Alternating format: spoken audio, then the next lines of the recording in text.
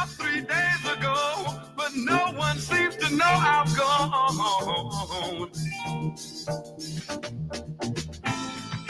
Home is where the hatred is.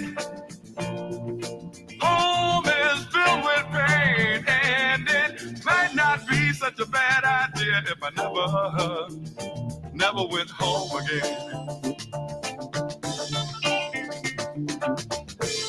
Stand as far away from me as you can and ask me why. Hang on to your rosary beads, close your eyes to watch me die. You keep saying, kick it, quit it, God, but did you ever try to turn your sick soul inside out?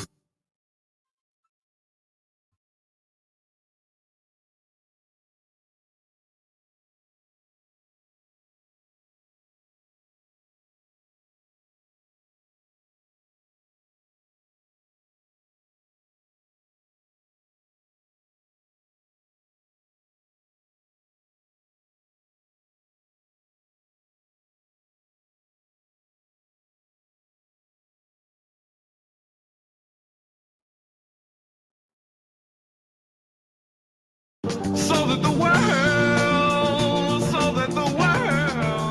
can watch you die.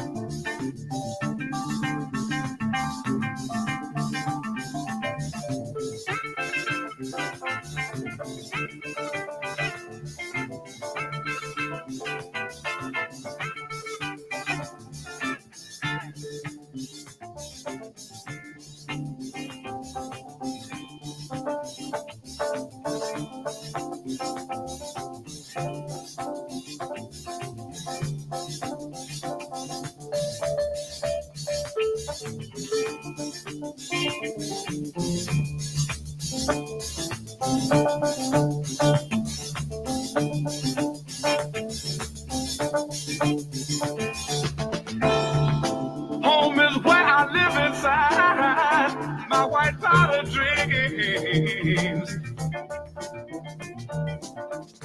Home was once an empty vacuum that's filled now with my silent screams. Home is where the needle marks tried to heal my broken heart, and it might not be such a bad idea if I never went home again, home again, home again, home again. Kick it, quit it, kick it, quit it, kick it, quit it, kick it. Can't go home again, home again, home again. You know I can't go home again.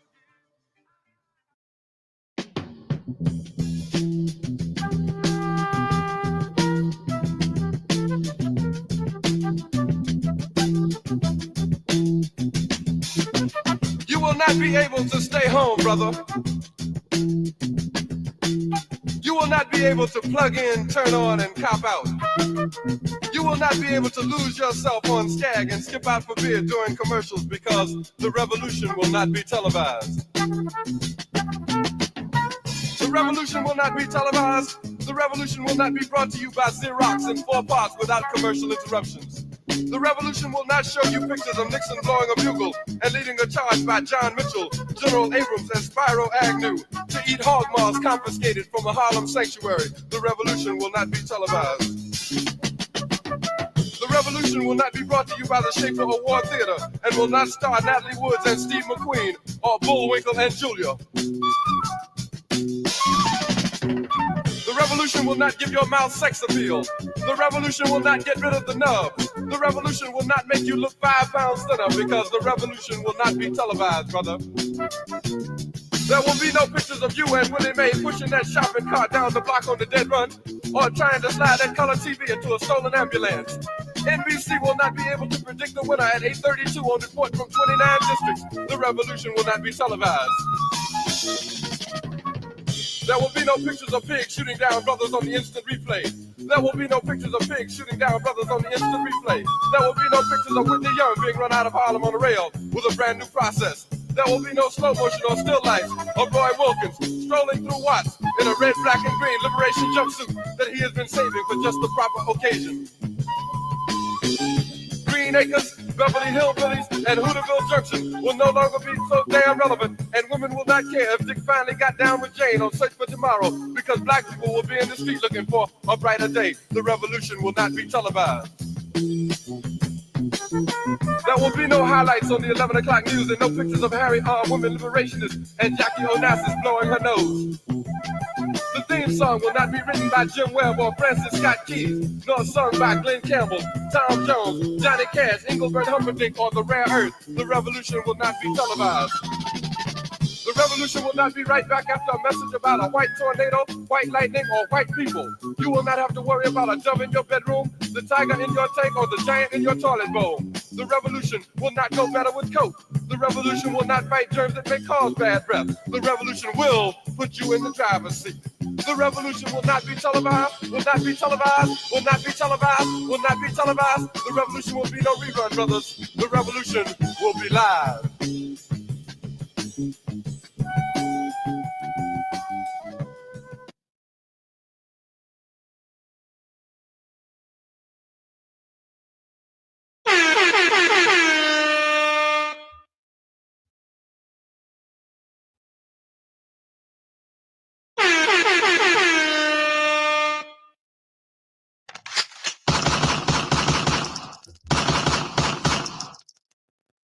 Enemy spotted.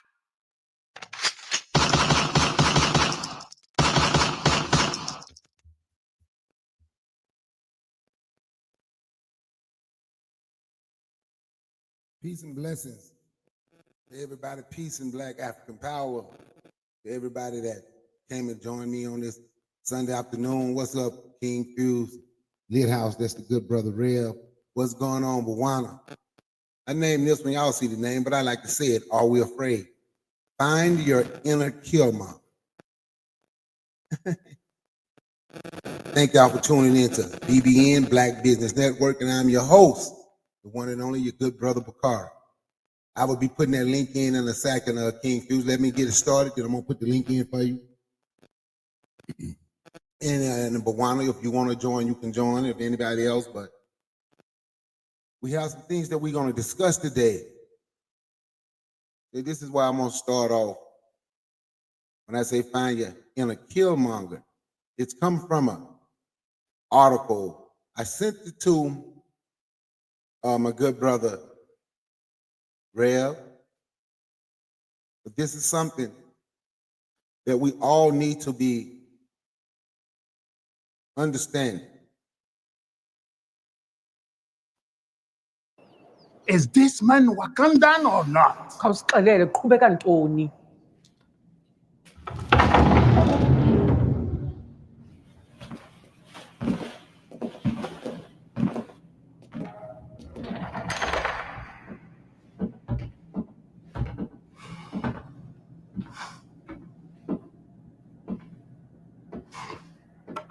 Teta, speak. I'm standing in your house, serving justice to a man who stole your vibranium and murdered your people. Justice your king couldn't deliver.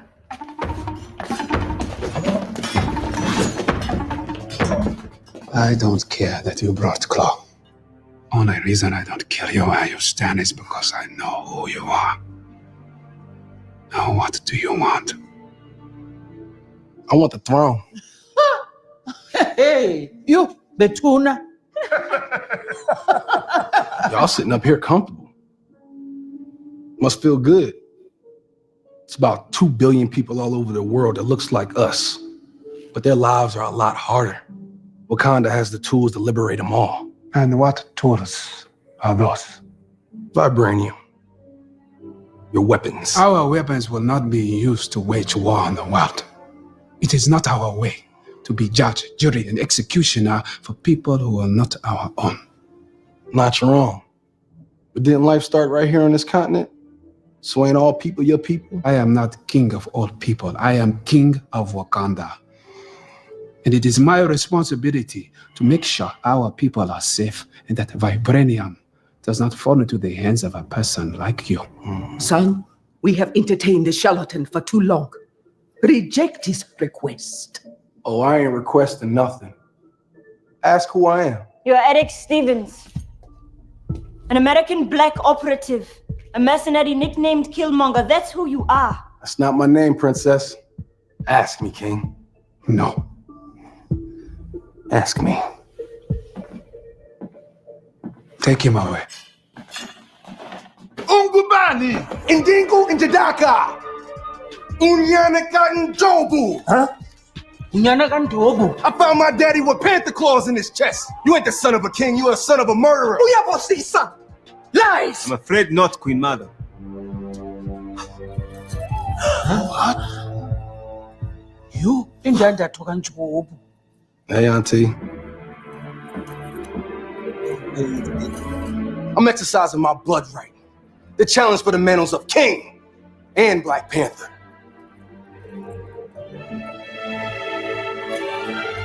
Do not do this, T'Challa. As the son of Prince Njobu, he is within his rights. He has no rights here. The challenge will take weeks to prepare. Weeks?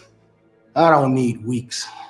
The whole country ain't gotta be there. I just need him and somebody to get me out of these chains. T'Challa, what do you know of this? I accept your challenge.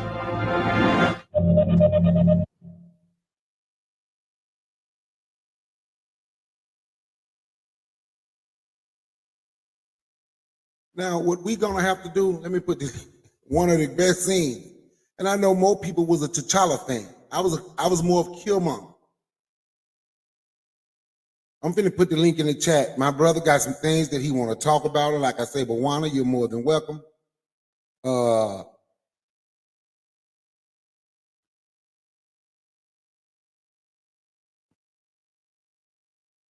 Anyone else?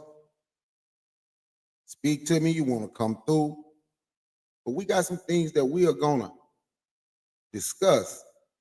I got the one more, because this is a playback, because he said he hadn't heard the video until the other day.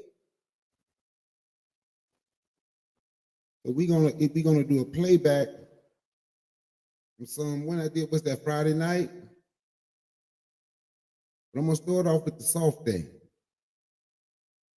This is the part when I say we're afraid. See, we're gonna have to exercise our inner Killmonger.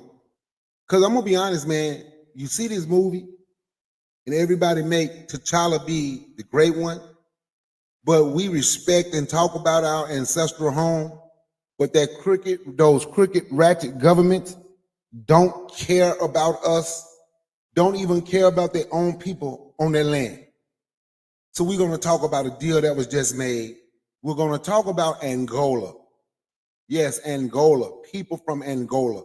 I didn't show this article to him. I should have sent it to him. I'm sorry, Rev, I didn't send it. Like I said, man, I got caught up cooking and I didn't send it. But it's basically the same thing. It's basically the same thing.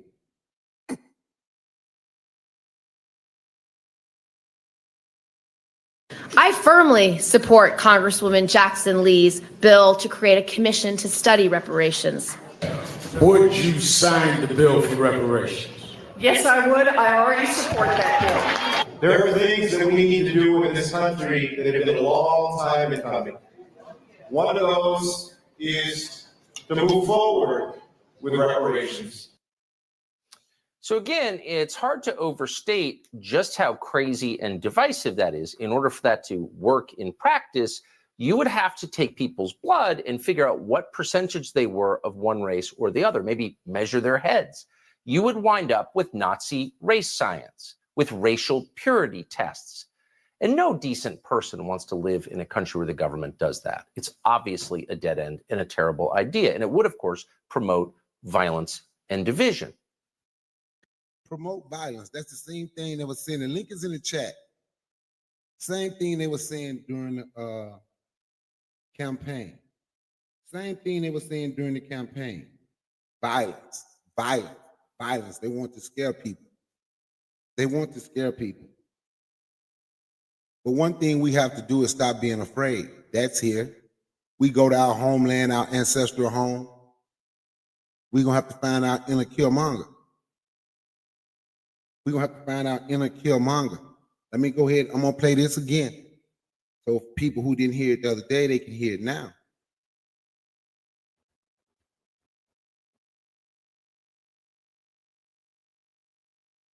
The NAACP is blasting Senator Tommy Tuberville of Alabama for stating at a Trump rally that Democrats are pro-crime because they want reparations. NAACP President Derek Johnson says that the comments made by the Republican senator are racist and promote centuries-old lies about Black Americans being criminals.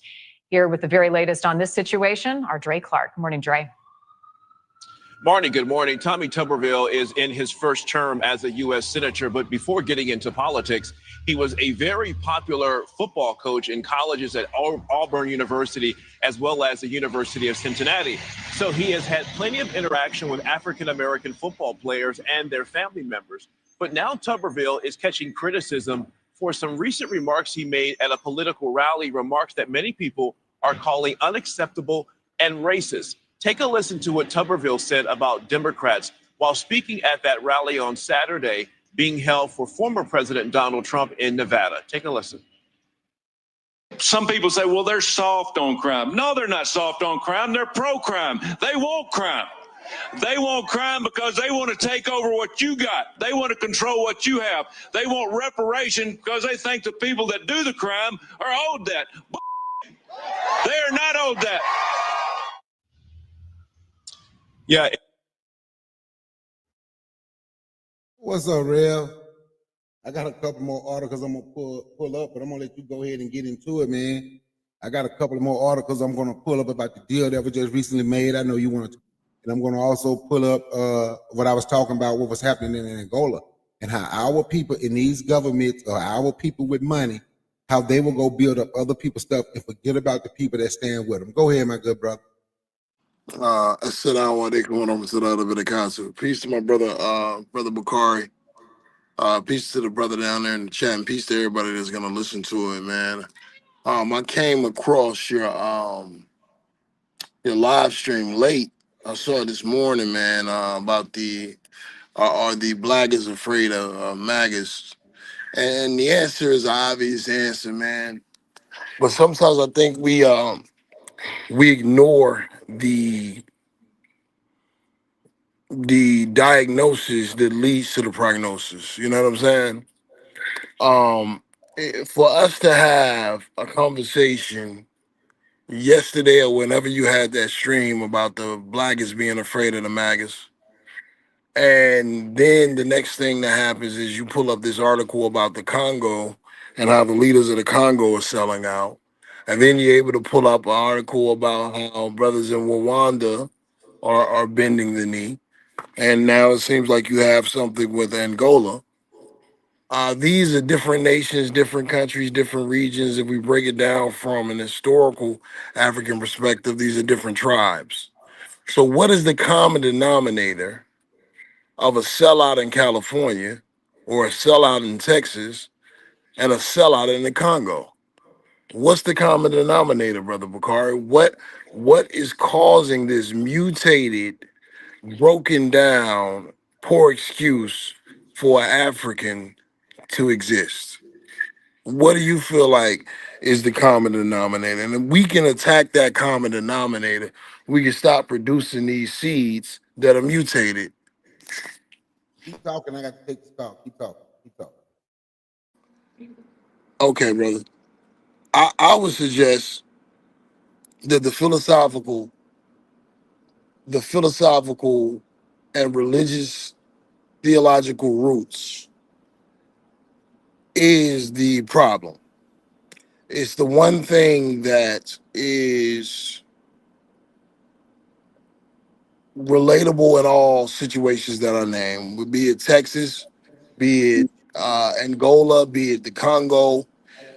All of these people are victims of not only colonialism, but they're victims of a philosophical and theological system or teaching that destroys a man's ability to be a man. There's no way that we can go from having a conversation about blaggers to go all the way to another country and we've never met them.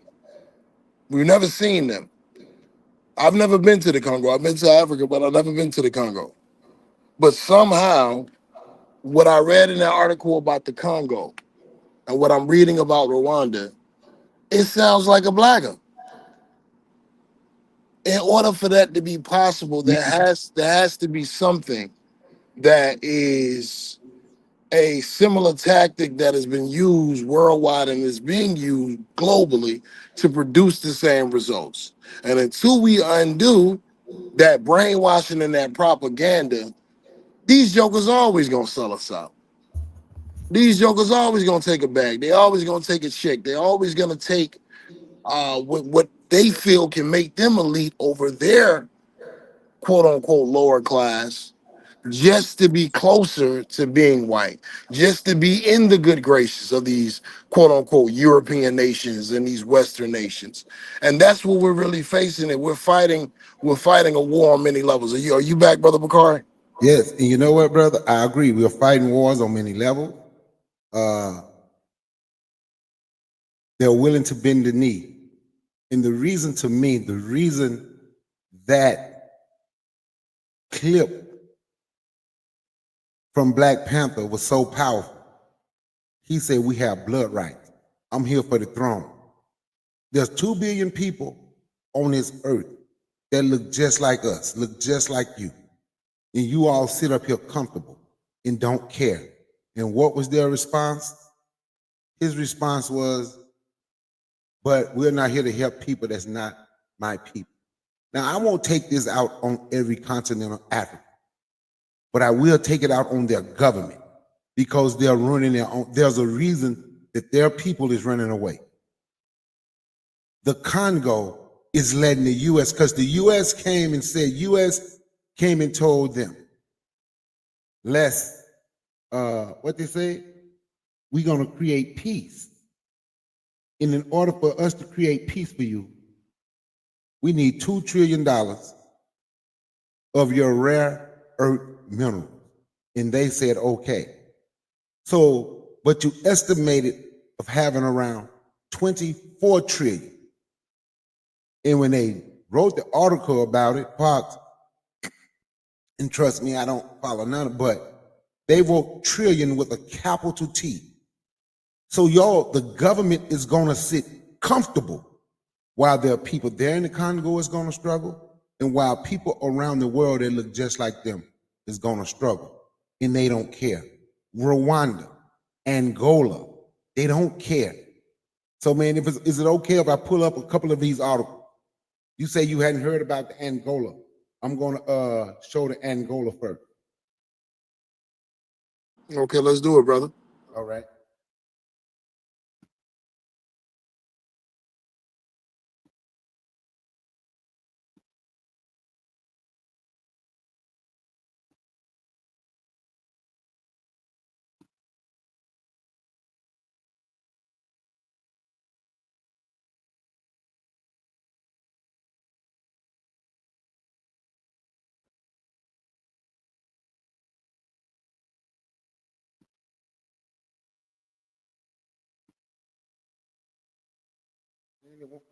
Hold on. Give me 1 second.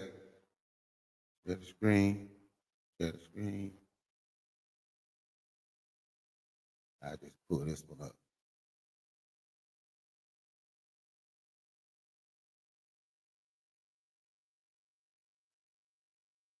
Can you all see this? Yeah, we see it. Angolan investors, including individuals and companies, were actively purchasing assets and investing significantly in Portugal during the 21st century. This trend reflects a dynamic shift in relationship between the two countries.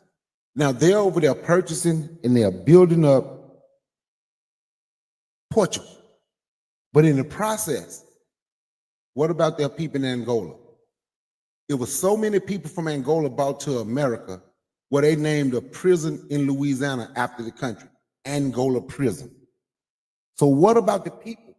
And I'm telling you, man, it hurt. It hurts. But I'm not going to blame the average struggling person from Angola. It's these billionaires. It's this crooked government. When Isabel dos Santos, Africa's richest woman, made a rare public appearance at an art show opening in Portugal's northern city of Porto last month, the press came out in full force. She exuded class, elegance, and education.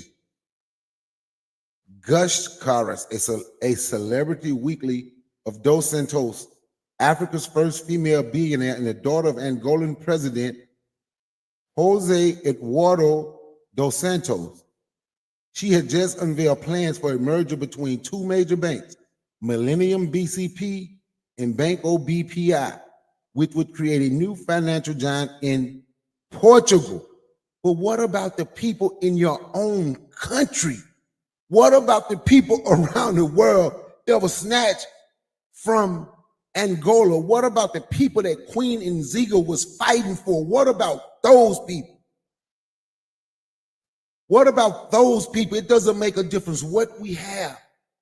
It's something in us where we don't want to look out for one another, want to bend the knee. There are strong emotional ties between Portugal and Angola. They share a language. There's a cultural affinity.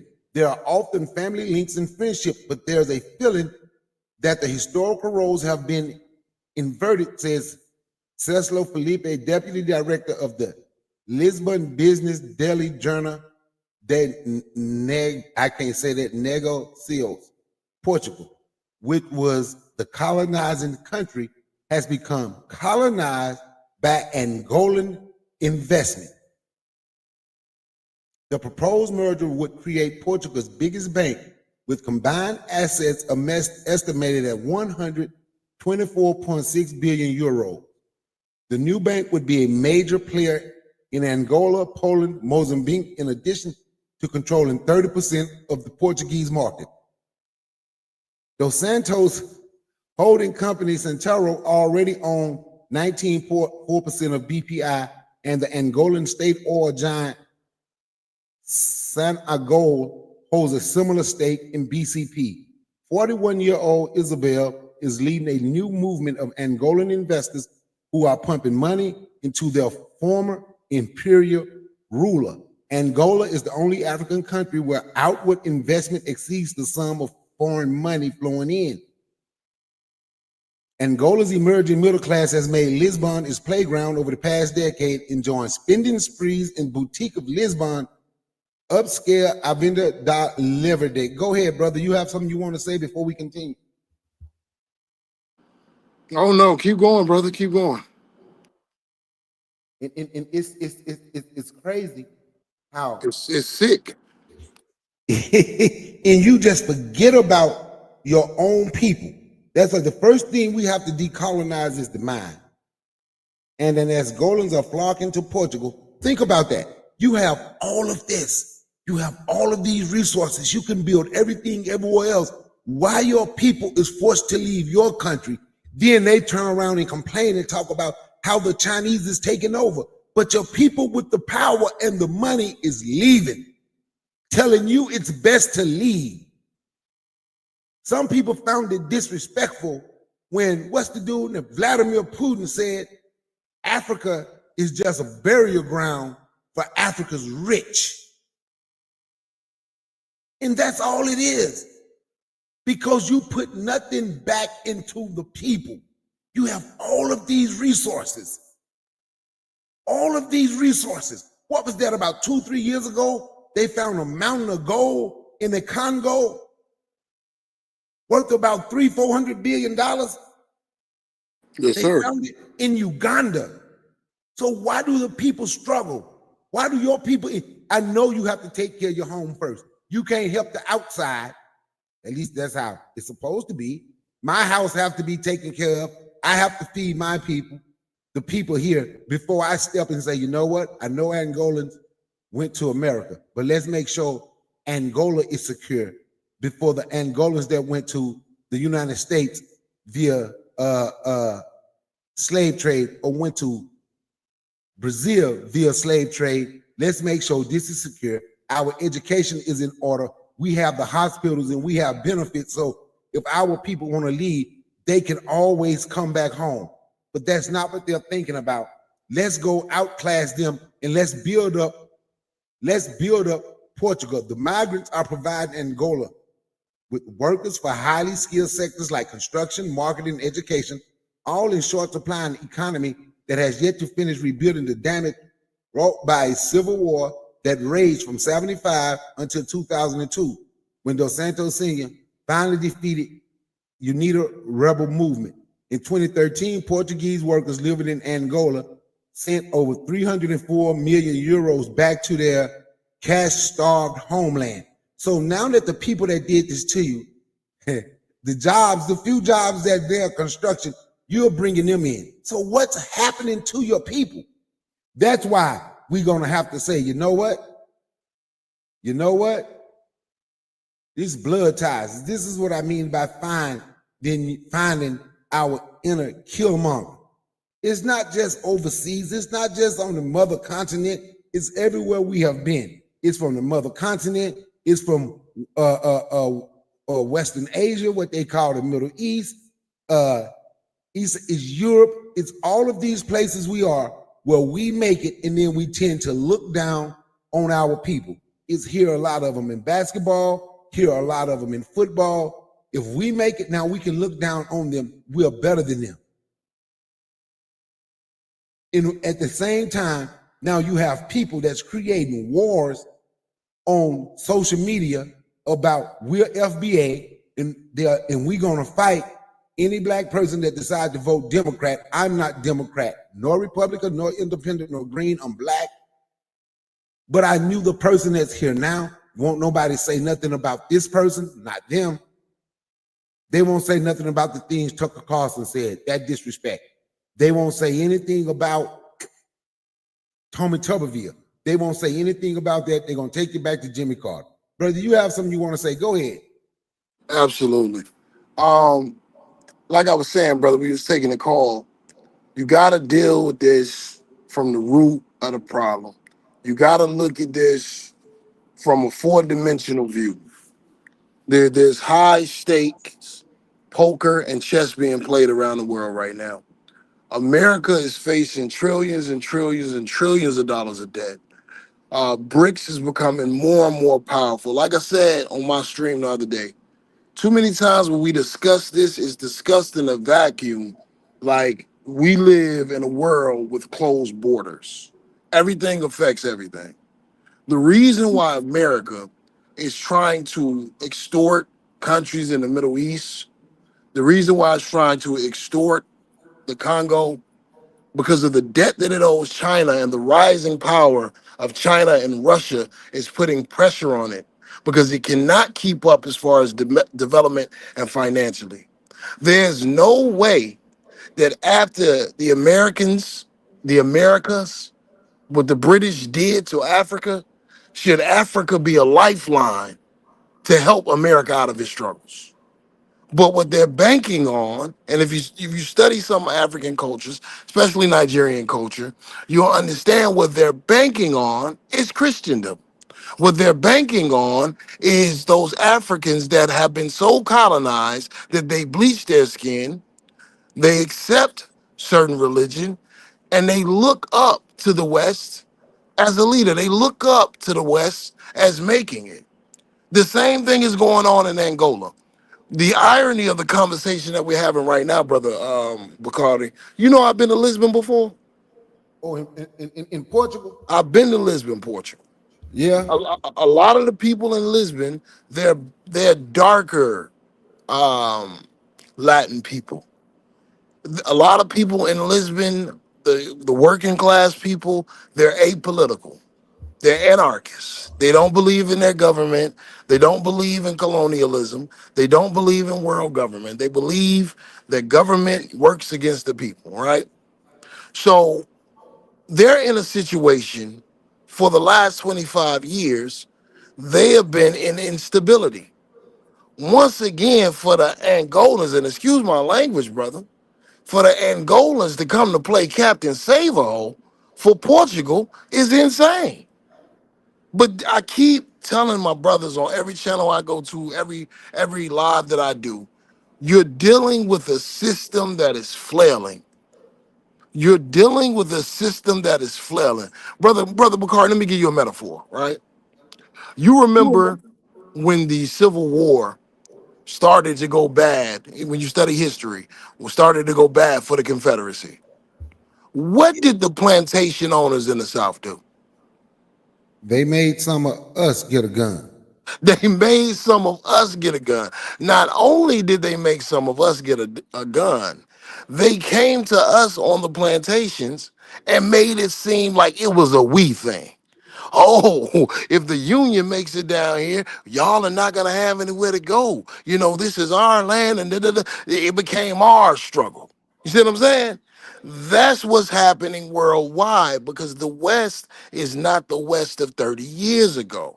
And the only reason why these brothers and sisters are doing this in these other countries, because they feel like if they invest, they feel like if they put on a suit, they feel like if they bleach themselves, then they could finally be in the image, I'm keeping it real, of their creator. That's why you have some African countries right now that speak Portuguese. That's why you have Angola doing things like this, because from the root of it, it's a sickness that has never been truly weeded out. And until that sickness is weeded out, this is going to continue to happen. It's no difference between these brothers and sisters in Angola and his brothers and sisters in the Congo and Rwanda than these MAGAs over here. It's the same sickness. But what is causing the prognosis? What is the diagnosis that is causing the prognosis? And until we attack it, until we destroy it, until we remove it, another generation will be produced like that. That's my argument. But it's interesting that we're talking Angola today because I've seen Lisbon up front. And those are very down home people. They not, you know, the average citizen ain't thinking about no colonialism. The average citizen darker than me, to keep it real with you. You know what I'm saying? But they are in a situation where their government is unstable. The Angolans probably feel as though if we do good by the Portuguese, if we do good by Lisbon, then they will accept us into their society and we can be closer to white. I'm gonna just say it like that, brother. I absolutely agree.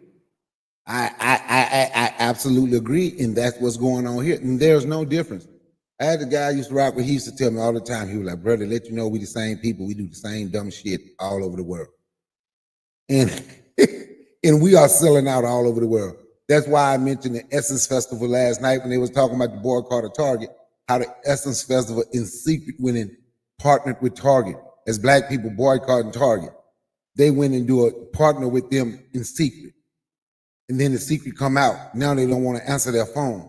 Hold on, what, brother? You heard me?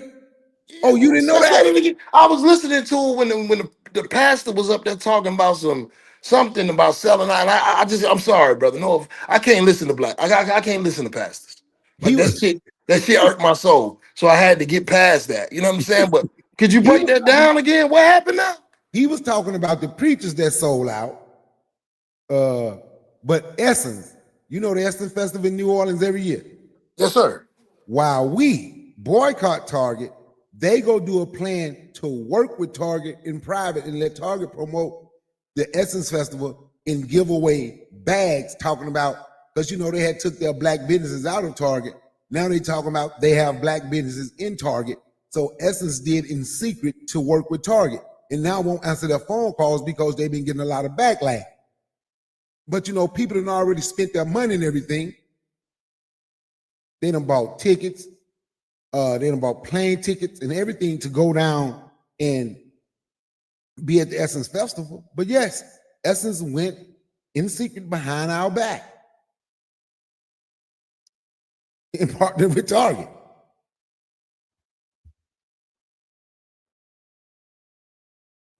Did you hear me then?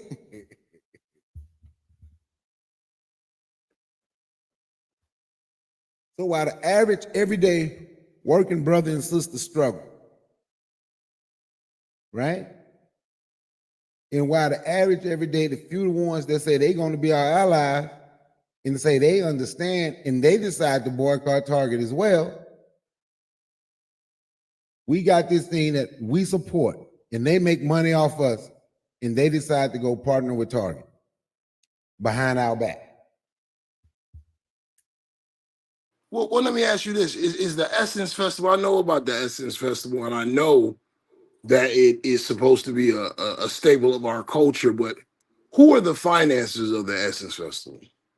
Who are the financial backers? Who are the angel investors? Because coming out of that music industry, that's one of the things that I've learned when it comes to these things that have a black name but a Jewish dollar. I just got to keep it real. So who have we researched who's really funding this and who's behind this? No, I was sending to my, well, this one is Target is one of them, but I don't know if you ever heard of Oren G, Swag Sports Show. He talk about a lot of this, and he's in with the black media. So it's supposed to be black folks that were sponsoring the Essence Festival. I'm gonna do my research on it, brother, and I'm gonna get back to you and see where that money trail ends. You know what I'm saying? Because if you follow the money, you gonna know. you're gonna get the answers every time, like the BET Award. See, I always know if black folks is serious about revolution when they are in bed with certain people. Like the BET Awards this year. The BET Awards is not on the level culturally. I'm talking about a cultural staple, organically, like the Essence Festival. But it is perceptionally looked at as a time where black folk gather around a TV and watch our brightest stars. That's been the BET Awards since I've been on this earth. But the thing about it, if you look at the messaging in the BET Awards, you can see that BET is not owned by black folk. Because the messaging is the same messaging that they can parade it around a bunch of ceremonies of those that have fallen from stardom, have passed away. We love to do a memorial. They love to throw a choir in front of you, Brother Bakari. If they want to get you emotional, they're going to throw a choir in front of you. They're going to roll Kirk Franklin out there, right? But is there any messaging attacking the actual system that destroyed those stars that have passed away? Because every star that has passed away that they honored is marred in scandal. You see what I'm saying? Yep. So it's a situation where, okay, you got Essence Festival on the label. You got black folks putting on our best dress, investing our money going down there. But where is the money going? If the money is going to a certain place, then absolutely Target gonna go behind the back. And I took issue with something that pastor said, bro. This is why I fast forwarded. Go ahead. I'm gonna keep it real. And I heard what you said about if you're not hard on blaggers or hard on MAGAs, don't be hard on pastors. I'm hard on all of them. You know what I'm saying? So I hope that I'm qualified to speak on this. Oh, hell yeah. Let me explain what I meant. Go ahead, brother. I find people that won't say nothing about them. But as soon as a preacher say something, I'm like, that's facts. That's facts. And that's why I was saying it. Yep. But go ahead. Yeah, I wanted to quantify it. You know what I'm saying? I wanted to quantify it before I said it.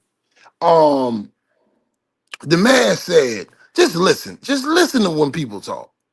Because they tell you who they are. He said, you think we would sell out for chump change? So is this revolution or a negotiation for more money?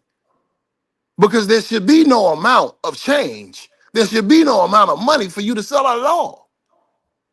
But once again, when your enterprise is built on a lie of a white male, you know what I'm saying? Because if you are speaking of Yeshua, if you're speaking of Isa, if you're speaking of the Ethiopian churches account of what they call the Christos, which is a Greek word, you know what I'm saying, of what black folks in Ethiopia call the Messiah.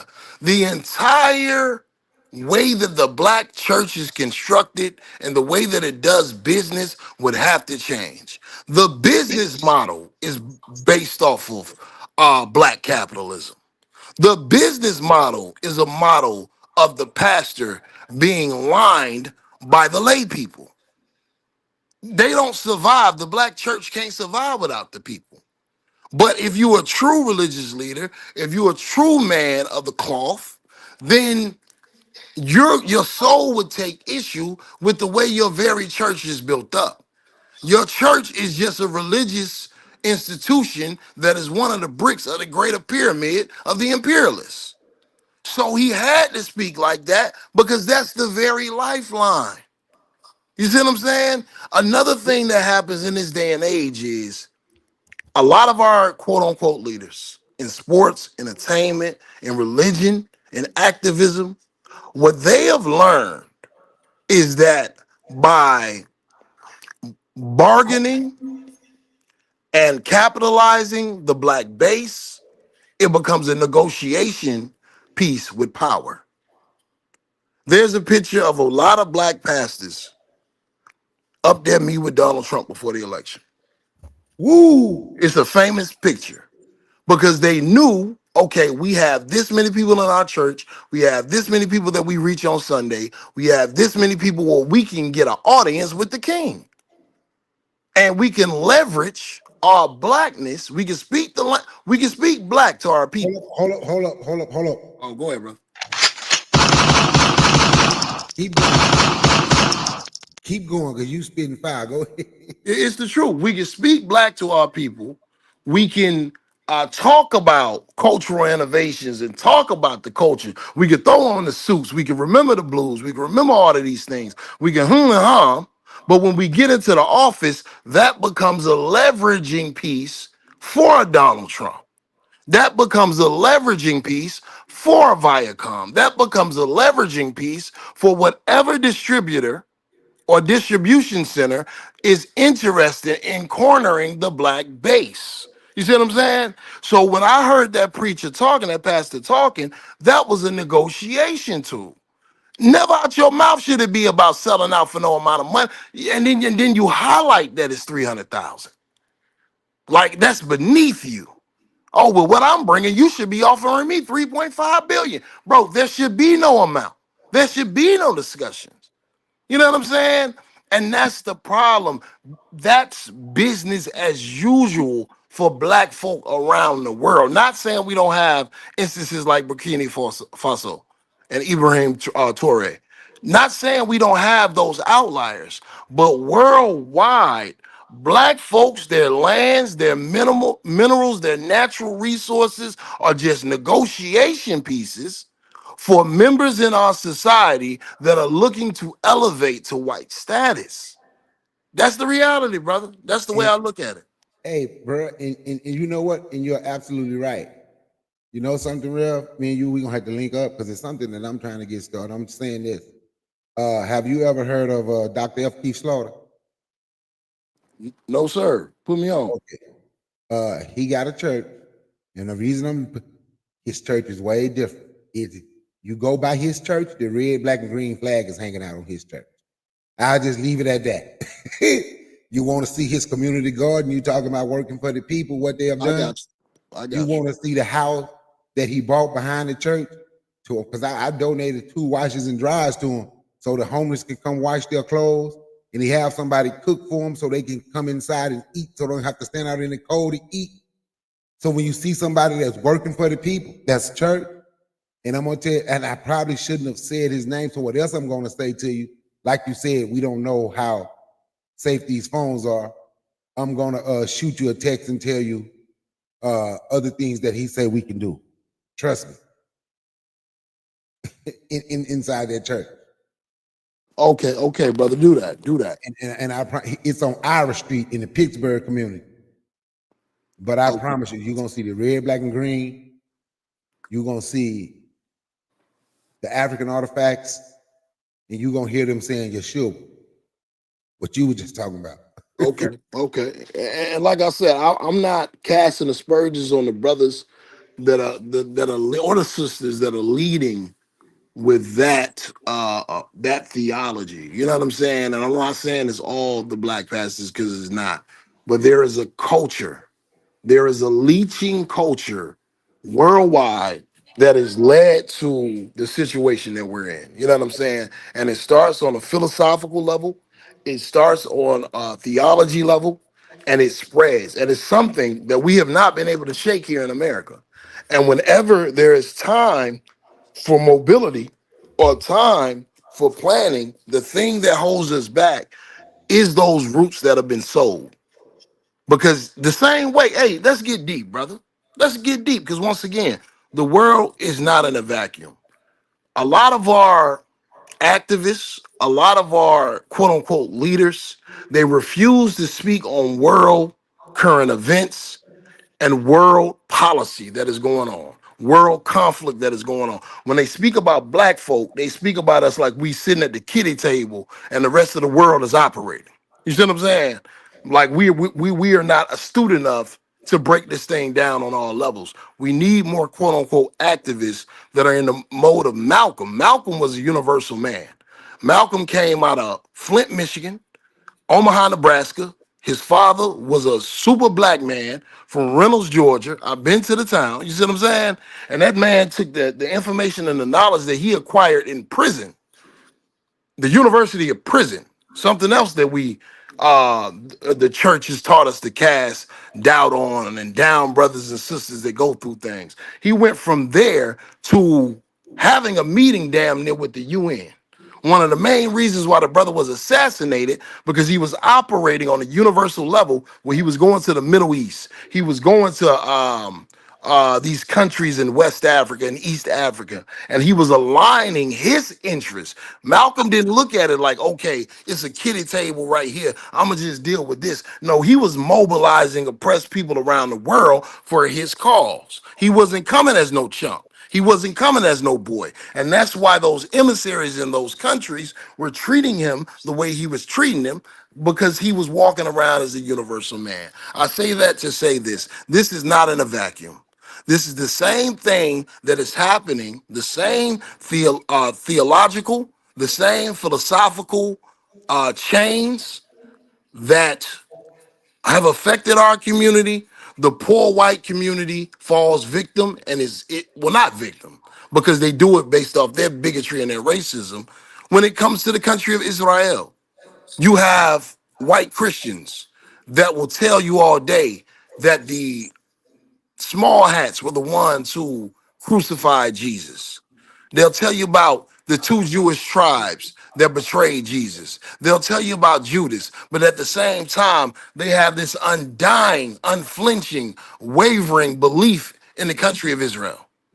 They're quick to call you an anti-Semite, like Malcolm said, if you're critical of anything wrong that they do, because they are victims of the same poison. They are victims of the same theological nonsense that has been taught to our people. That's the way that they keep the yoke around the poor people's neck in this country and around the world. And you can't get a conversation with them because they've been so indoctrinated in this false doctrine that they think, just like some black folk, they think to speak like we speak is to go against God. They think to rebel is not turning the other cheek. This is the doctrine that they've been given. Now, it's different with black folks. Black folks is more brainwashing. We went through a serious propaganda, almost like German Nazi Goebbels type brainwashing. That's what we went through. With white folks, because they see God in their image, they accepted the bigotry, and the small will uplift the big just as long as one of them is on top. But it's still used to the interest of powerful people around this world. And brother, any conversation is had, until you attack this, there's no answer.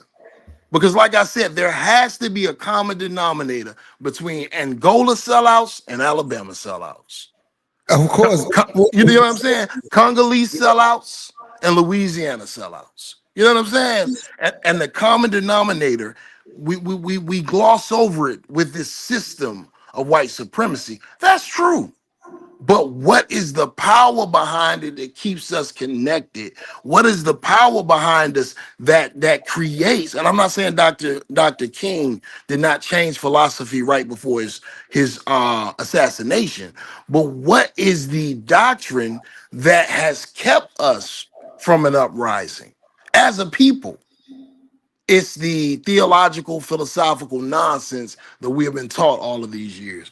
And I'm not going to belabor the point. Go ahead, brother. You're right. Peace, Anthony. Thank you for coming through. Peace, Black African Power. Yeah. So when you say he changed his philosophy before, you know who he was working with, right? You know who he had become cool with, right? Yes, sir. Yes, sir. He had become very close to Kwame Ture. Yes, sir. I met Kwame Ture ex. I've talked to her a couple of times on the phone. Actually, my lady is friends with Kwame Ture's ex. So I spoke to her a couple of times. I was going to bring her on here, but she don't really. She was interested, but I don't know. But anyway, she was telling me how Kwame was not a Christian and Dr. King was, but they became friends because Dr. King wanted to change the conditioning of Black people worldwide and the conditioning of oppressed people worldwide. So they had something in common. So some of his philosophy started coming from Kwame Ture. So, and that's what I mean. Even though he was a Christian and Kwame Ture was not necessarily a Christian like that, they understood they had something in common.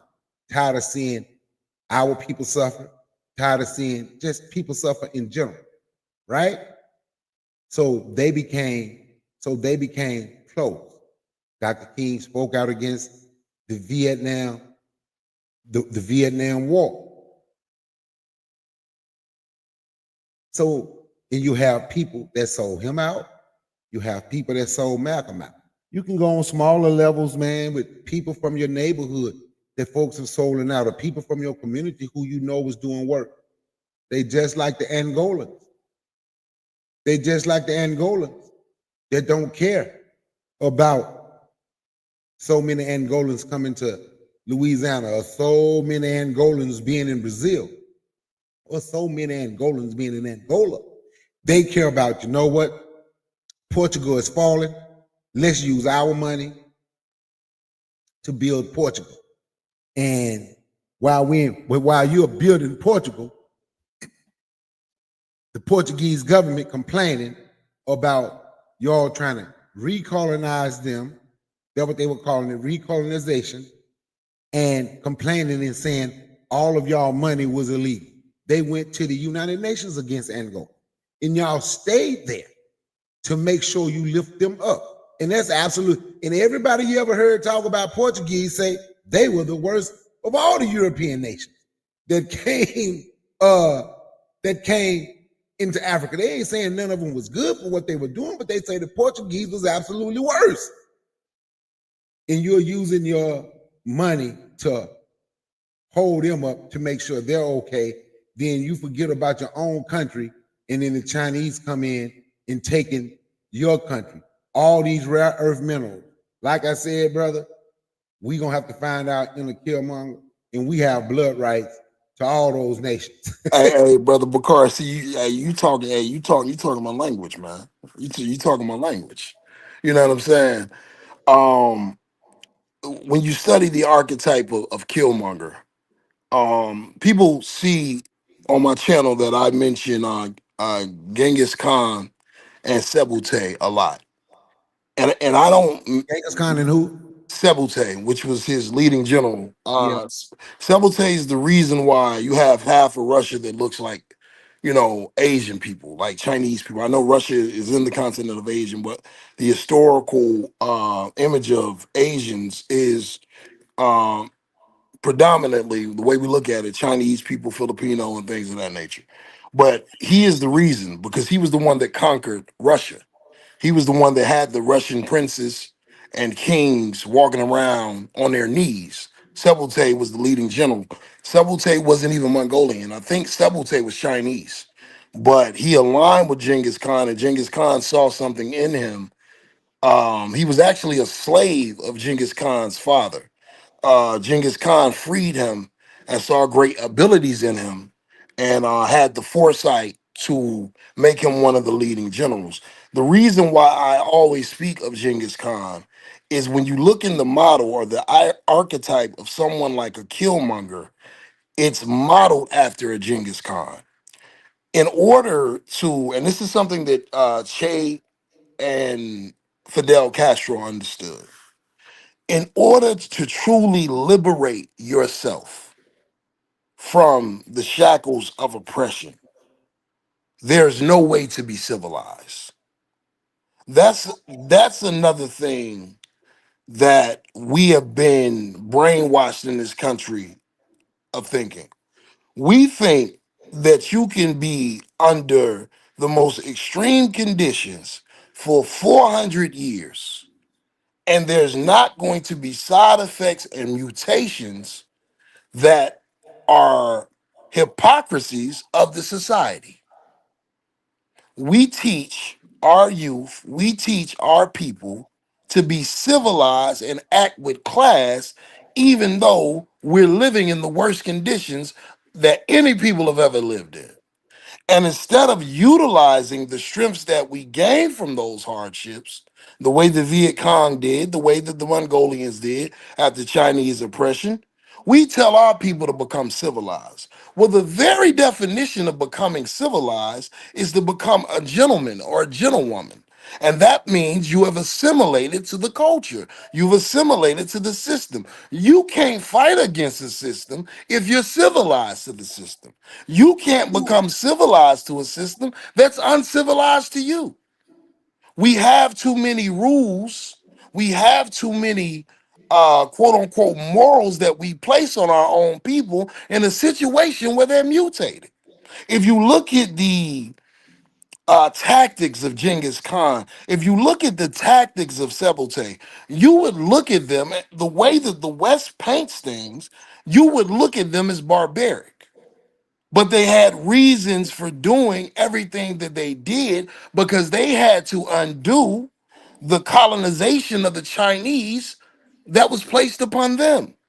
Every act of barbarity that the Mongolians acted out, led by Genghis Khan against the Chinese, was to reverse and flip the way that his own people viewed the Chinese.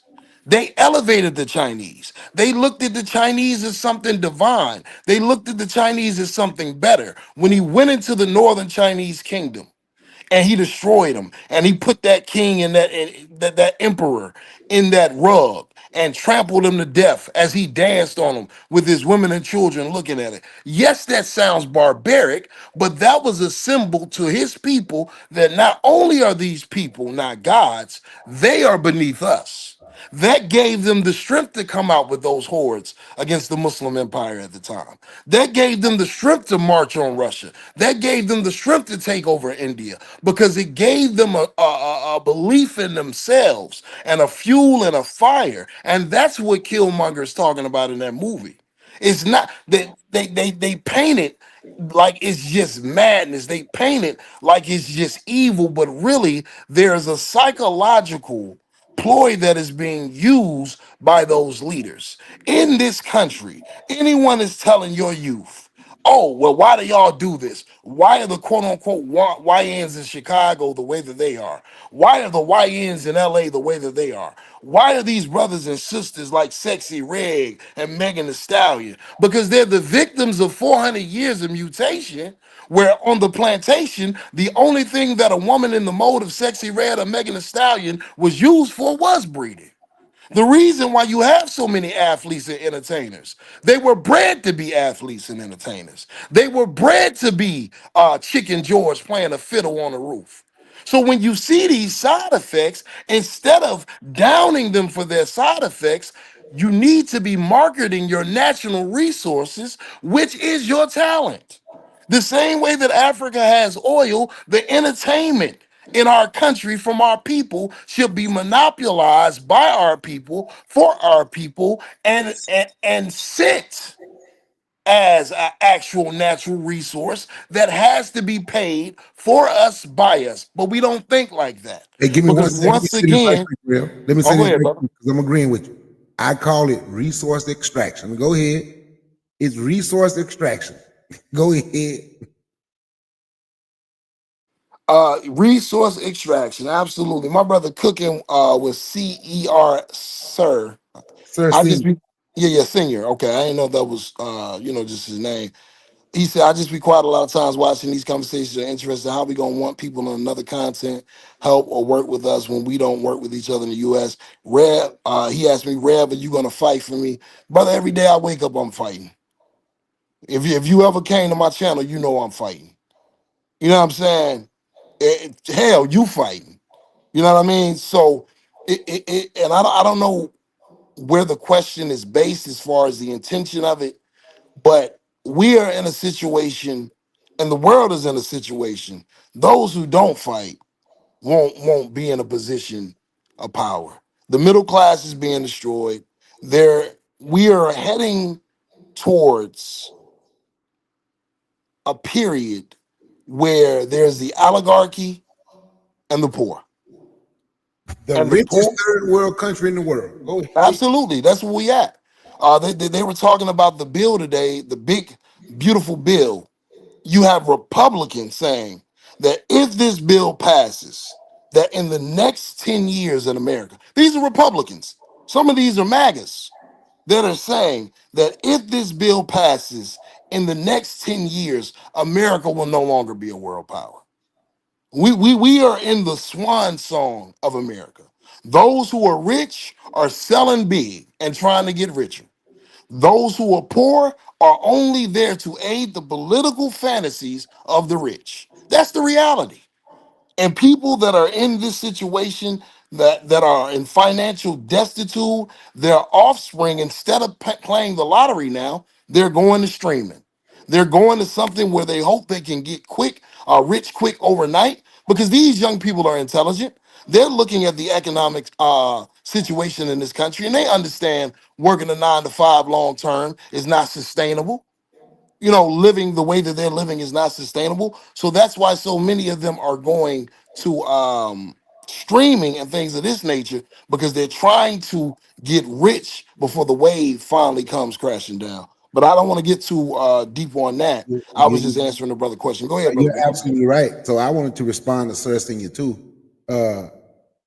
Is how when he put on how can we expect someone from another continent to stick with us when we don't stick together right here in the USA?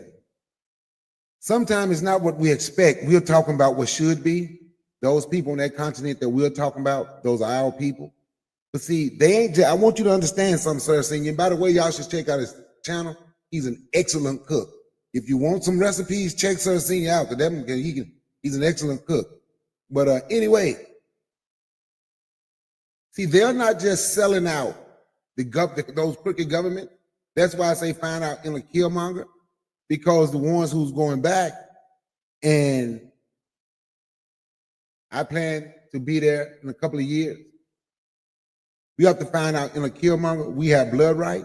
When you can sit and you can see y'all can make a deal with the lunatic in office, he don't even show up. Who did he send? Rubio? I want to say Ricky Rubio, but that's the basketball player.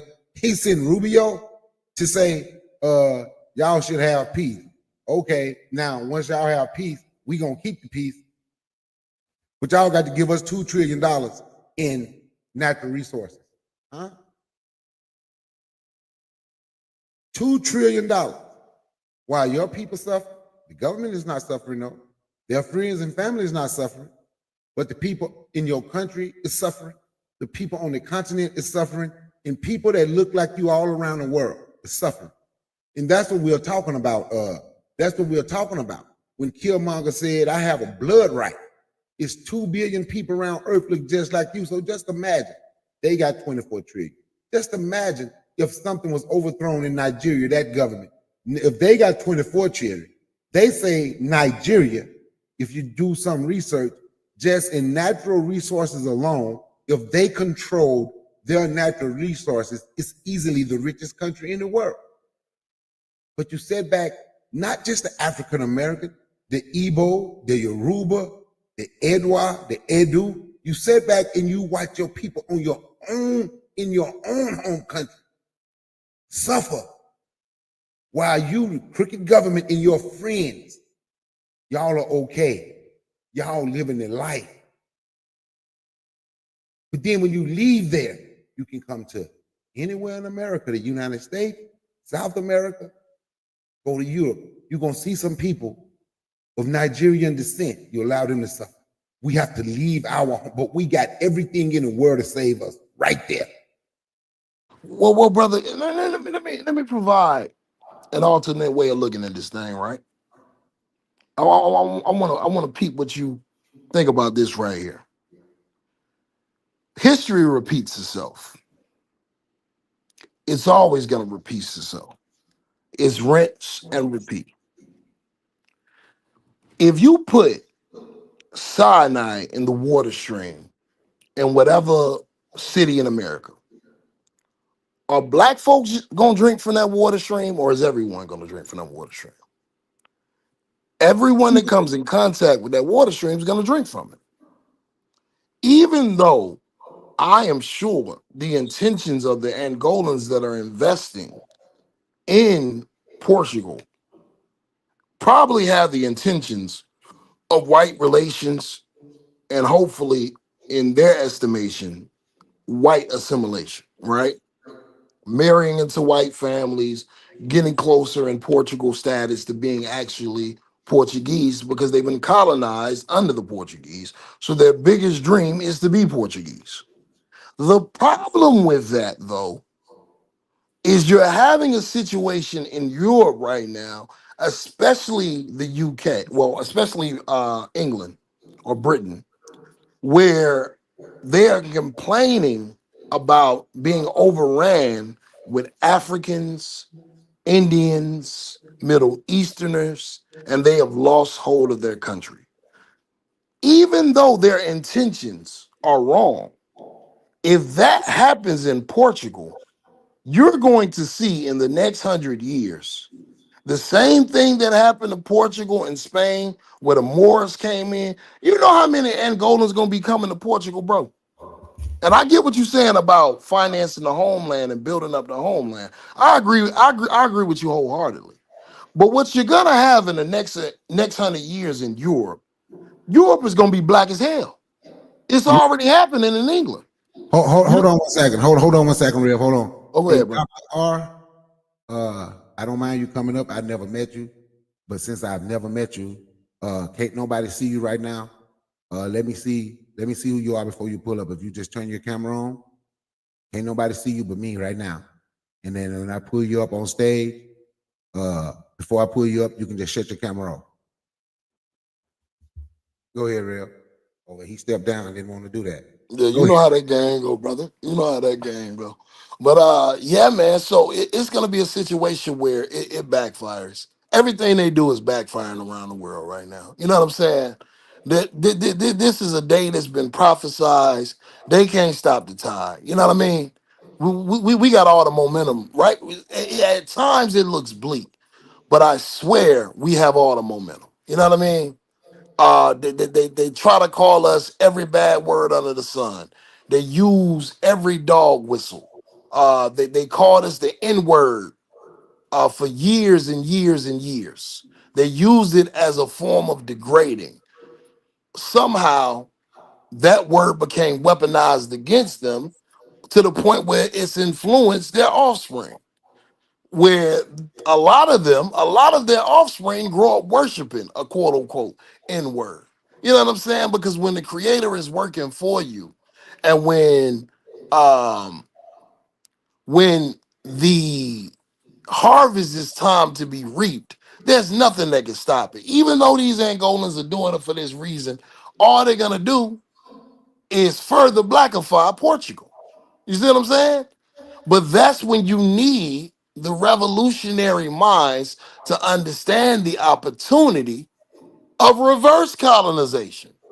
Instead of going into these countries and trying to be a part, you should be going in these countries the same way they went into your country, trying to dominate and colonize. You know what I'm saying?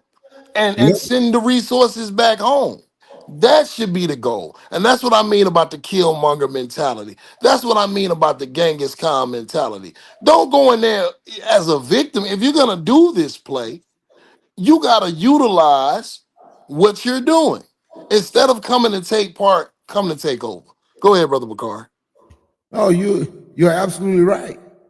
I absolutely agree. Instead of coming to be a part, we have to want to take over. Yep. So now, before we get over here, let's give a couple of minutes on, if you don't mind. The part must say, "Are we afraid?" The FBA blagger seem to be afraid of MAGA. So I'm going to play these two clips again, the video, and in case people didn't hear them. And I wonder why FBA and blagger hasn't said anything about this. We ain't gonna spend much time on here because it's almost time to get off. But I want to play these so people who possibly didn't hear it, can't hear it. We're gonna play Tucker Carlson's first, his disrespectful comments. Then we're gonna play Tommy Tuberville's, who's worse. But here we go. I firmly support Congresswoman Jackson Lee's bill to create a commission to study reparations. Would you sign the bill for reparations? Yes, I would. I already support that bill. There are things that we need to do in this country that have been a long time in coming. One of those is to move forward with reparations. So again, it's hard to overstate just how crazy and divisive that is. In order for that to work in practice, you would have to take people's blood and figure out what percentage they were of one race or the other, maybe measure their heads. You would wind up with Nazi race science, with racial purity tests. And no decent person wants to live in a country where the government does that. It's obviously a dead end and a terrible idea. And it would, of course, promote violence and division. They love to threaten us with violence, man. They love to threaten us with violence. Love it. Dr. R, you are more than welcome to come back.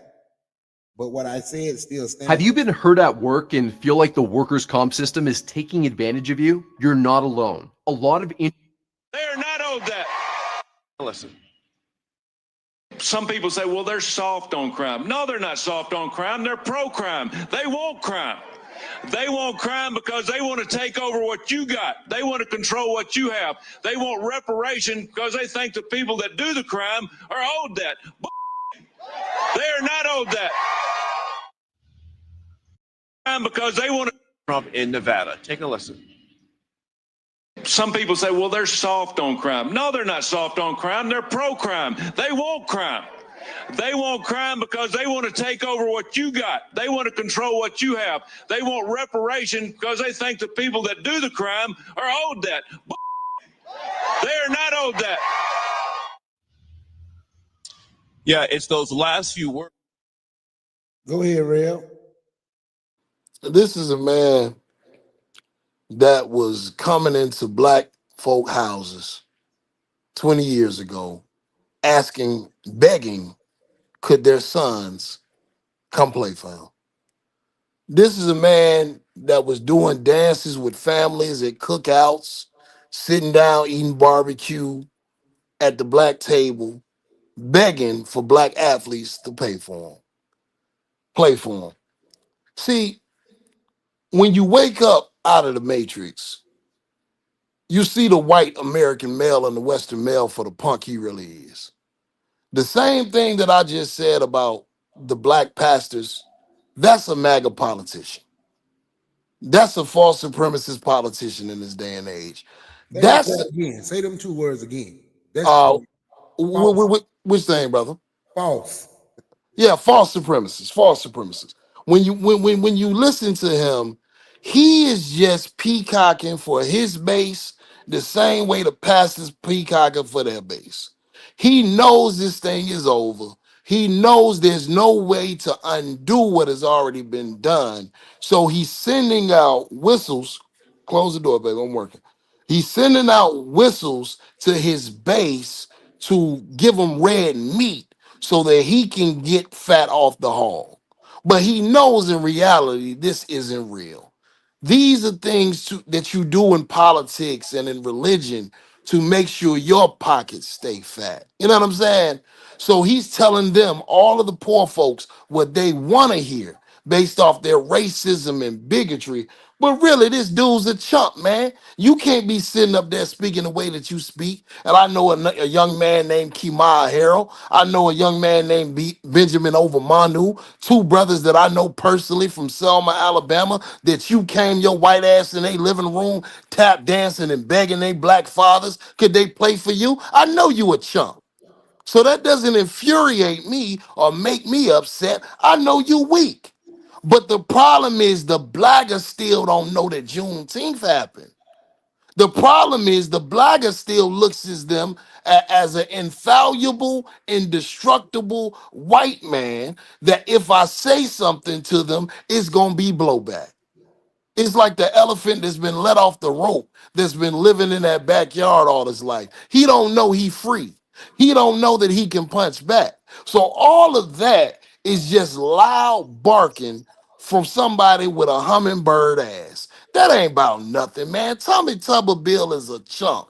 He's a sucker, man. You know what I'm saying? So this conversation where he's feeding a crowd in Arizona that is fighting back his borders and trying to get y'all to fight back the borders as well. Let me talk about that for a second, Brother Bakari, before we get off. That ain't my damn problem. I'm not sitting up here going against this race or that race based off of if they like me or they don't like me. If the Mexicans encroach on their borders, so be it. You're not about to pull me in your fight. But he's saying that in a state with a white population that feels is being threatened by Mexicans. You see what I'm saying? And in that same state, they are counting on those that are FBA, those that are Tariq Nasheed, to galvanize once again and capitalize the black base into their party. These are the political strategies and strategies from a person that once felt they were supreme, that are now having to implore quote unquote allyship from blaggers because their own base is weak, shaky, and not about that life anymore, Brother Bakar. What do you think, though, bro? I agree. He is a coward. His base a coward. That's why they send out threats, right? That's why they send out threats. When the guys say it could be dangerous, they like to send out threats because of the history of this country. And once we realize that they are cowards and they are nothing, I'm going to tell you something. Regardless of how people felt about the NFAC, when we say they're cowards, I remember they were down and they were marching in Kentucky for Breonna Taylor. They were marching in Louisville. It was this one white militia group out there, and they saw the NFAC coming. They went to the police. You told us we standing here, but the NFAC coming through, and we're ready, but it's so many of them, they'll just wipe us out. What can you do? The police said, well, you're going to have to go somewhere else then. They had a right to come through here. And if they come through here and you think they're going to wipe you out, don't say nothing. They clearly ran. They clearly ran to the police. So yes, they are cowards. So now what he's doing is he feel they can be emboldened. The Heritage Foundation is funding the lunatic in office, and this makes them feel emboldened. I am emboldened to say how I actually feel now. But you're still afraid. You're in Arizona. You're in Arizona, the last state to make Dr. King's birthday a holiday. You're in Arizona and you're talking. But we've been challenged, and it's time for us to step up. So when you say those things, what you said, and about how they would come and beg black people to put them on a pedestal, because black people made him a millionaire. Young black athletes made him a millionaire. I can't even think the quarterback name now, Jason, from those two running backs. From the year they went undefeated, they made Jason Campbell, Cadillac Williams, Cadillac Williams, yeah. And before you went there, you were at Ole Miss. Before Ole Miss, you was at Cincinnati. And everywhere you went, you had to go beg black people. All of them. Don't care how they feel. They can hate. They can do all that. And once we realize this, they are nothing without us. They are nothing without us. Even when you was talking about us with the music and how we should be controlling all our entertainment, and we're doing the exporting from it, and we're making the money from it. Even from that, they need us. We are the greatest resource. We are the greatest resource this country has ever had. And once we understand that, we'll become a resource for ourselves. On that note, y'all go check. Rev, give your closing statement. Give your closing statement. Assalamu alaikum, brother. I appreciate you for running this thing back, man. Hell of a conversation. Y'all subscribe to Brother Bakari's channel and get to working with the brother. That's all I got to say. Yeah. Rev, I thank you for coming through. This was excellent. We're going to have to do more together. Y'all check out his channel. His channel is King Fuse Lit House. Y'all check out Cooking with Sir Senior. I ain't seen that brother in a while, but I promise you, if you want to learn to cook, hey, you know, some of y'all want to cook for y'all woman, go check out Cooking with Sir Senior. I'm telling you, when he made that Alfredo sauce from scratch, and I can cook, but I give his brother his props, and he's doing it, he's showing it. I'm telling you, go check that brother out, man. He can cook. Check out Bitter Medicine Podcast.